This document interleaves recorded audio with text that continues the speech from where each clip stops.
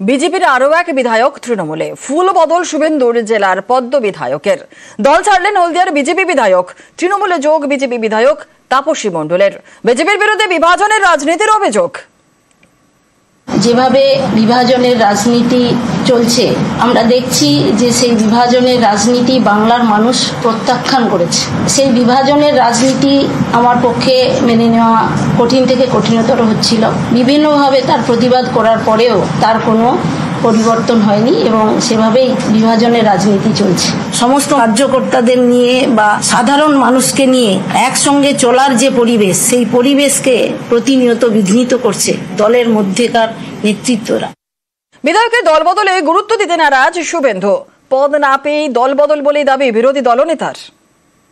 যখন ভারতীয় জনতা পার্টির জাতীয় নেতারা একটা সার্কুলার দেন, যেহেতু পশ্চিমবঙ্গ নির্বাচনের বছর কোন বিধায়ক জেলা সভাপতি হতে পারবেন না, এই বার্তা পাওয়ার পরের দিনই তিনি তার দেওয়ালে থাকা পদ্মফুল পুছে দিয়েছিলেন। যেমন মুকুটমণি অধিকারীকে, যেমন কৃষ্ণ কল্যাণীকে, যেমন বিশ্বজিৎ দাসকে হারিয়েছিলাম লোকসভায়, একইভাবে তাপসী মণ্ডলকে যদি তোলামূল প্রার্থী করে আমাকে কিছু করতে হবে না, হলদিয়ার তোলামূলীরাই ওকে বিসর্জন দেবে। ওকে শুধু নয়, ওর ফ্রেন্ড শ্যামল মাইতিকেও বিসর্জন দেবে। আর অন্যদিকে তাপসীর ফুল বদলে তমলুকের বিজেপি জেলা পার্টি অফিসে উচ্ছ্বাস, মিষ্টি বিলি।